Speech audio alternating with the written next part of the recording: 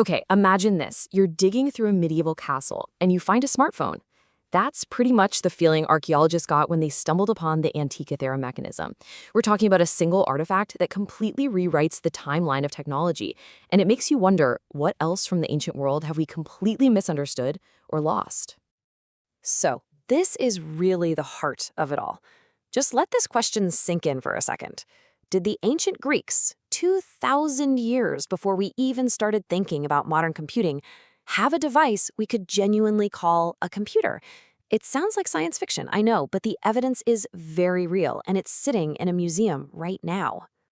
And here's where the story gets absolutely mind-boggling. This mechanism, it dates back to around 150 BCE.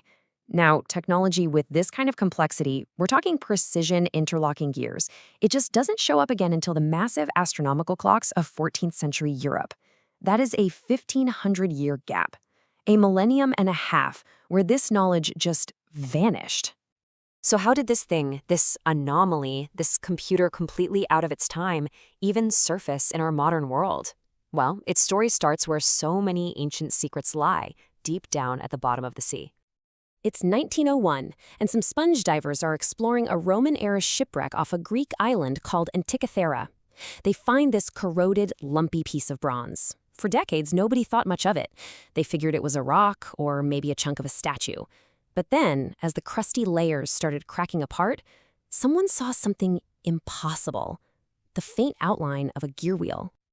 And that one little glimpse of a gear kicked off a hunt that would last for over a century.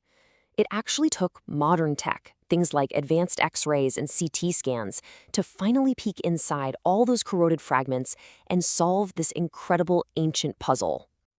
So what did they find inside? This. At least 30 intricate, hand-cut bronze gears. Some of them have teeth that are barely a millimeter across. The level of precision engineering was just something we thought was completely impossible for that time period. This wasn't some simple machine. It was a deeply complex, interlocking system. So what was it for? It was an analog computer. Now, when I say computer, don't picture a screen and a keyboard. An analog computer is a physical, mechanical model of a mathematical problem. And in this case, the problem it was built to solve was, well, the entire cosmos. The stuff this thing could do is just wow. By turning a knob, you could track the positions of the sun, the moon, and the known planets. It could predict eclipses, right down to the hour. It even kept track of the 4-year cycle for the Olympic Games. But here's the real genius part. It modeled the moon's irregular orbit. See, ancient astronomers knew the moon sometimes speeds up and slows down. The mechanism copied this perfectly, using this brilliant system of gears riding on other gears. That's a level of mechanical sophistication we really thought was 1,000 years away. You know, the existence of a device this sophisticated raises an even bigger question. Could it really have been a one-of-a-kind thing? A singular stroke of genius that just appeared out of nowhere? Or is it a clue to something much, much bigger? Well, it turns out ancient texts actually hint that it wasn't unique. The famous Roman writer Cicero described the legendary Archimedes building a mechanical sphere that literally showed the motions of the planets. These weren't just myths. They sound a lot like accounts of real, working technology. I mean, just think about what it takes to build something like this. You don't just get a device this complex by accident. You need a whole technological ecosystem.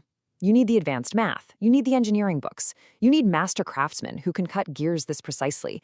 And you need workshops to put it all together. The mechanism isn't just one invention. It's the very tip of a scientific iceberg that is long since melted away. So if this world existed with all that knowledge and all that skill, where did it all go? This leads us to the most profound mystery of all. How could something so advanced be completely and utterly forgotten? This timeline really makes that loss tangible. You've got the peak of this technology right around 150 BCE. Then, as the Hellenistic world starts to decline, this knowledge just seems to fade out. And for more than 1,000 years, there's just silence. Nothing even close to this appears again until those medieval clocks in Europe. It's a technological black hole in our own history. So the bottom line is this. It really looks like an entire sophisticated branch of engineering just disappeared. Not evolved, not changed, vanished. The knowledge, the tools, the techniques, all of it was just lost to time.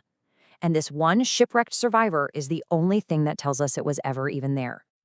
And that brings us to the final and, frankly, kind of unsettling implication. If this one device survived by pure dumb luck, what else didn't? What other wonders of the ancient world were lost in other shipwrecks, or maybe just melted down for their bronze? So the biggest takeaway here isn't just about one clever clockwork machine. It's that the Antikythera Mechanism is evidence. It's proof that our picture of what ancient people could do is totally incomplete. We are only seeing a tiny, shattered piece of the real story. So I'll leave you with this final, haunting thought. The evidence suggests this wasn't some unique, priceless treasure for a king. It was probably a practical tool for astronomers. If this was a standard piece of equipment, what other common ancient devices are still out there waiting to be found? What other things that would seem completely miraculous to us were just everyday technology back then?